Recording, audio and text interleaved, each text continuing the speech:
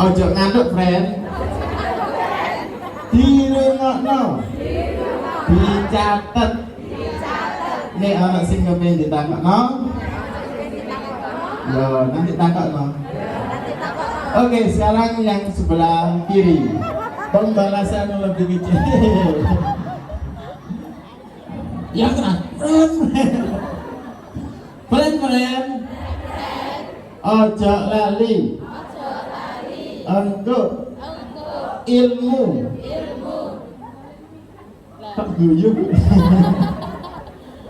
IKM ini harus diterapkan. Semangat, friend. Oke, tepuk tangan untuk kita semua. Jadi sekeluar dari sini, sekembali Bapak Ibu ke lembaga masing-masing harus berani nanti diajari sama pelatih ahli di sesi kedua bagaimana menyusun modul proyek. Catatan saya tadi saran apa? Sesuaikan dengan kebutuhan siswa dan kondisi. Wis itu dulu. Yang penting ketiga adalah bagaimana proses itu menumbuhkan profil pelajar Pancasila. Oke, next Pak. Ini yang kami lakukan dan sudah saya sampaikan di awal.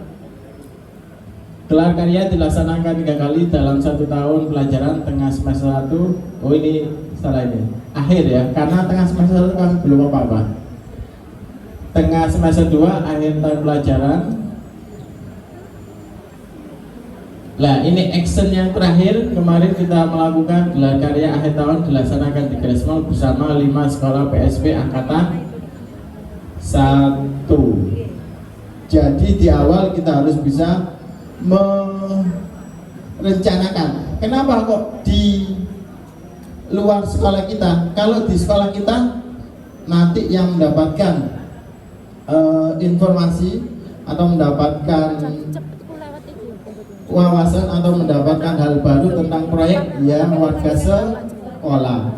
Kalaupun ada stakeholder yang lain, paling nanti komite, orang tua atau para undangan. Tapi kalau kita di luar, kita akan lebih bisa mengedukasi anak-anak. Kalau ditampilkan di luar, pasti nanti lebih berani menyampaikan, public speakingnya diatur. Mau ditanya diatur, kelambine kabeh diatur. Ini lebih menumbuhkan proses untuk apa ya, karakter anaknya lebih dapat. Maka kami merencanakan di akhir itu ada gelar karya di luar. Kenapa 3? 1 itu anggap aja geladi kotor, yang kedua itu geladi bersih, yang ketiga itu dernya. Karena dari geladi kotor pasti kita dapat hasil refleksi, kita dapat oh kita kurang di A, B, C. Hasil karyanya anak-anak sepertinya kurang di sini. Oh setanya kurang seperti ini. Oh cara komunikasinya anak kurang di sini. Sehingga kita bisa perbaiki di gelar karya yang kedua sebagai geladi bersih. Pastinya di geladi bersih masih ada yang perlu ditindaklanjuti. Maka kita lakukan geladi bersih. Sehingga waktu gelar karya di akhir tahun kita lebih siap, lebih sempurna. Ini yang kami lakukan. Next Pak. Bisa diklik play.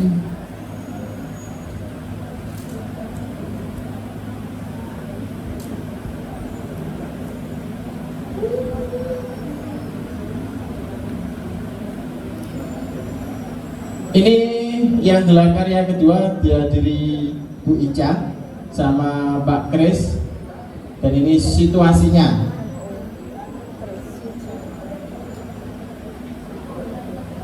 Gak kedengar ya suaranya ya? Enggak apa-apa.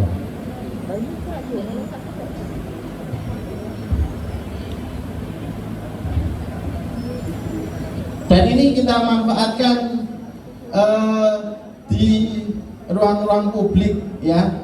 ruang-ruang publik sekolah, tidak nyewa, tapi kita manfaatkan infrastruktur yang ada. Tembok-tembok kita tempeli, kita lakukan di 5 titik. Karena yang tadi yang kelas 2, 3, sama 5 pupuk bawang ikut juga. Akhirnya kita menyediakan 5 titik.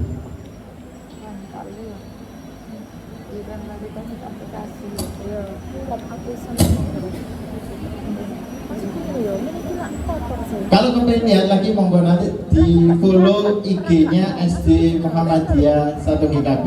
Nanti dapat semua informasi di situ. Dan ini untuk pembiayaan yang nggak besar, Bu.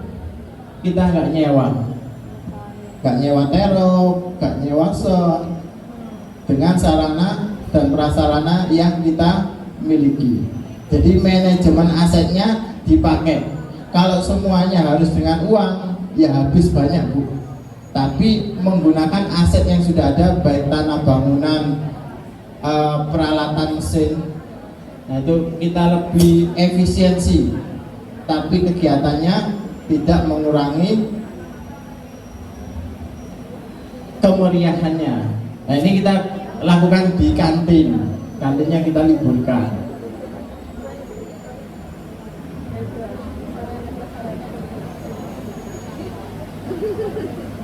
Nah ini karyanya anak-anak, mereka profil kreativitasnya itu dapat.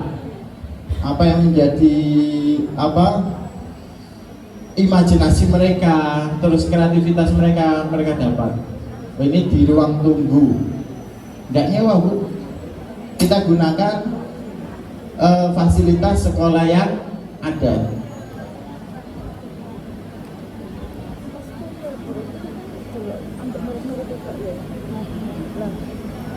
Kalau memanfaatkan momen kalau bisa pas bayar kenaikan kelas kan wali murid kan iya katanya tadi Kak pas momen kenaikan kelas kan di bawah ini pasti nanti hasil gelar karya atau hasil proyek Bapak Ibu sekalian lebih bagus hari ini ya. Next Pak. Nah ini dokumentasinya, ada Wica, ada Pak Kris. Next ada pelatih ahli Bu Nur Fauzia di situ. Terus ini alhamdulillah juga dikunjungi teman-teman kepala sekolah baik dari Kebumas maupun dari kecamatan yang lain. Next. Nah, lebih detailnya lagi bisa lihat di YouTube-nya SD Muhammadiyah 1 GKB. Contohnya ini Pak, yang kelas 1 Pak, yang apa Pak?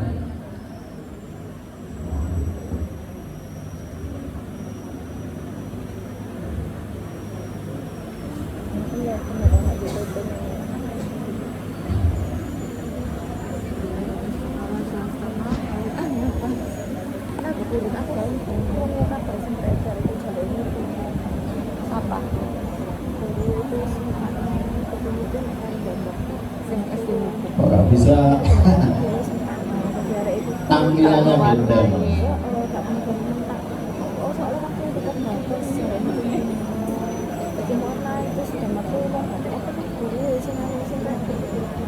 Nanti bisa diklik sendiri ya, karena di sini tampil videonya, di sini nggak tampil.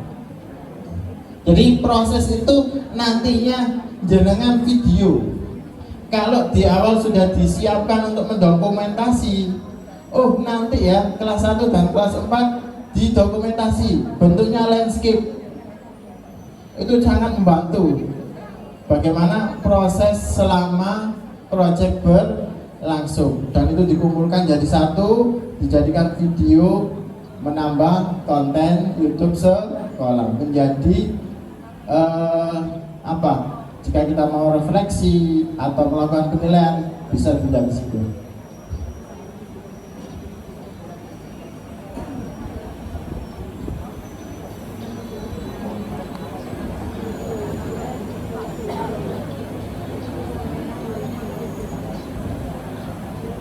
Nah, sedangkan yang ini gelar karya yang ketiga atau gelar karya akhir tahun kita lakukan bersama 5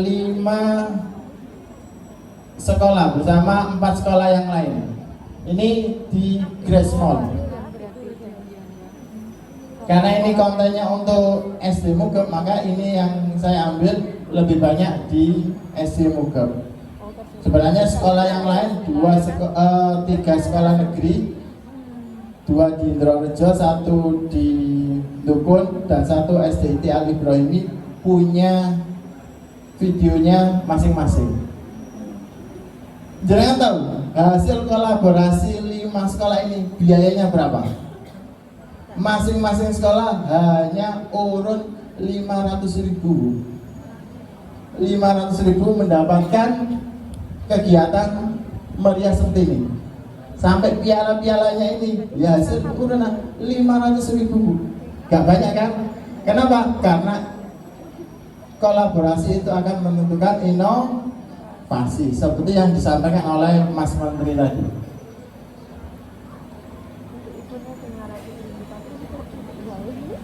Nah, ini contoh-contoh dokumentasinya. Ini hasil karyanya, bukan frame-nya yang hasil karya anak-anak ya, tapi frame-nya ini kita pesan, isinya itu hasil dari anak-anak. Apakah setelah pameran kita taruh? Tidak. Alhamdulillah, dengan karyanya anak-anak ini, tahun ini kita punya 2 fasilitas baru. 1 panggung Pancasila, yang kedua galeri profil pelajar Pancasila. Nanti bisa berkunjung di SD Mugep. Kalau melintas depan UMG Universitas Muhammadiyah Gresik, jenengan ke barat sedikit di belakangnya, mau lihat sih ada. Ini saya pajang di dinding-dinding, dan itu lebih menambah nilai dari sekolah. Tidak kita tumpuk di gudang, akhirnya pecah, akhirnya dibuang. Tapi ini kita pajang. Mari kita kotori sekolah kita dengan karya anak-anak.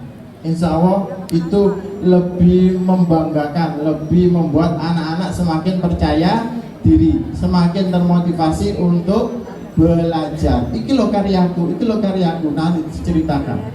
Ngecemes ya, bahasa biasanya ngecemes kan. Ini prosesnya seperti ini. Akhirnya proses penguatan profil pelajar Pancasila semakin dapat. Nah, tantangan. Pak, ini tantangan yang SD Mugep dapati ya, yang tantangan yang kami terima. Mungkin di sekolah PSP yang lain beda, tapi ini yang kami alami. Tantangan jam proyek yang ditetapkan terlalu besar. Solusinya apa? Wah, ini katanya diakali kurang. Kami solusinya membuat kegiatan-kegiatan tambahan seperti outing kelas. Kami berkunjung ke museum meskipun kunjungannya secara virtual. Kami mendatangkan guest teacher dari budayawan dan kegiatan-kegiatan ekstra outing kelas yang lain. Yang kedua, memilih jenis proyek yang menarik sesuai dengan tema dan karakteristik peserta didik. Ini sudah saya sampaikan.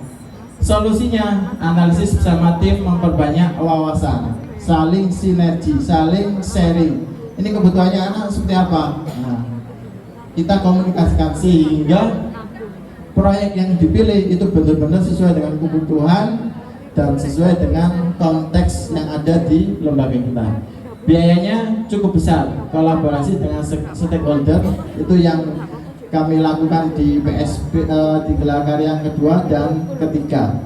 Sehingga tadi di gelar karya yang kedua kita hanya menggunakan fasilitas yang ada di sekolah. Ada pembiayaan, ada, tapi itu sangat minim. Pengetahuan dan skill belum merata. Alhamdulillah dengan pendampingan pelatih ahli IHT maupun diskusi antar rumpun baik kelas 1 dan kelas 4 ini bisa teratasi. Pengorganisasian pembentukan kepanitiaan, maka dari awal harus jelas gelar karya atau proyek ini tanggung jawabnya siapa, harus ada SK-nya.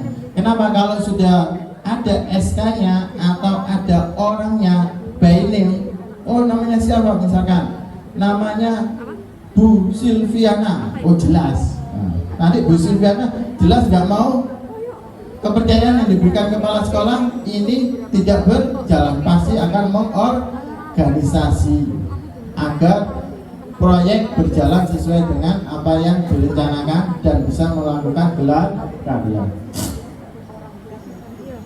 Ini sedikit hanya sharing karena basic saya sekolah Muhammadiyah, maka saya ngambil 5 etos diri yang disampaikan oleh Prof. Haidar Nasir 2 hari yang lalu beliau di Gresik. Ada etos berkemajuan, etos kemandirian, etos membangun sistem, etos kerja yang terbaik dan unggul, dan etos kolaborasi. Maksudnya berkemajuan apa? Mari kita membiasakan diri kerja kita sesuai dengan kebutuhan masa depan. Terus belajar, kuncinya ada terus belajar. Kita nggak boleh tidak boleh sesuai dengan saya seperti ini, saya harus memberikan ke anak-anak seperti ini, nggak boleh, sesuai dengan masa depan. Berkemajuan syaratnya ya harus menjadi generasi atau guru pembelajar, baik melalui membaca, lihat YouTube untuk konten-konten IKM maupun yang lain. Etos kemandirian, kita tahu sebagai orang Islam tangan yang di atas lebih baik daripada tangan yang di bawah.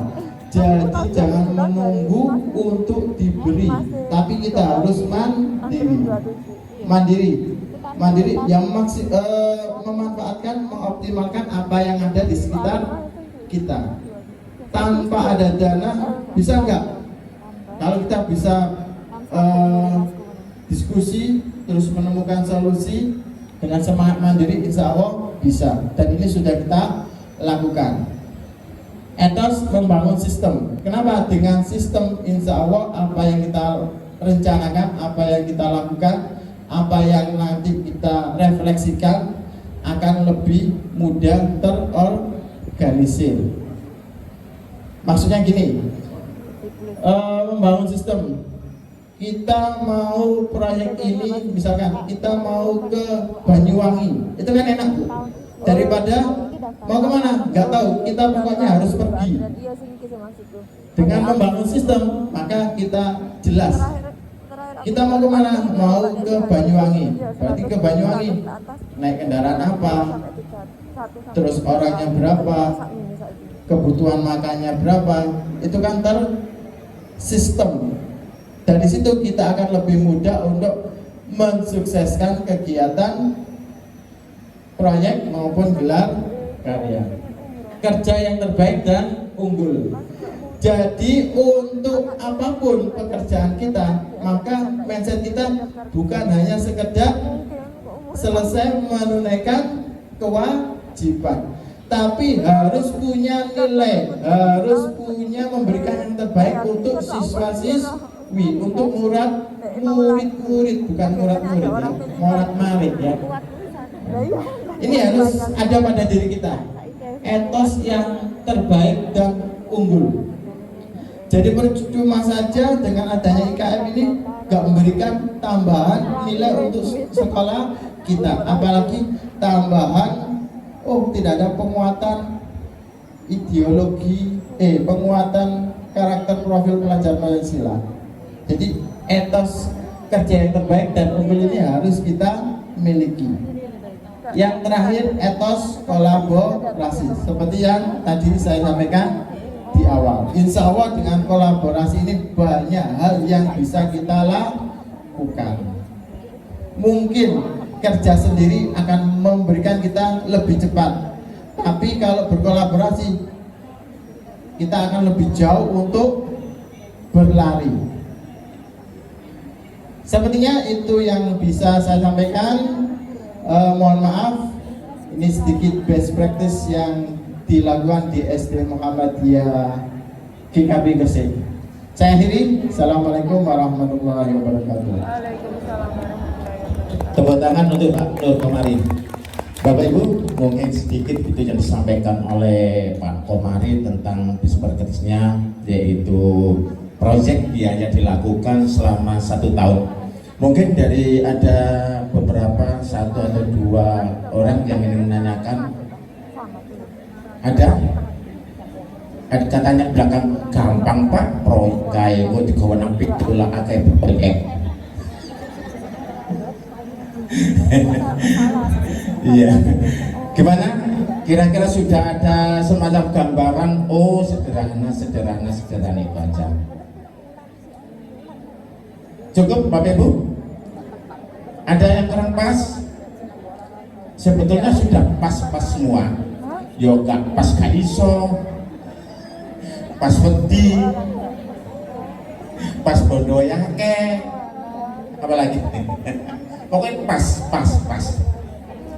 Pas bingung, pas guru ini males ngerjain,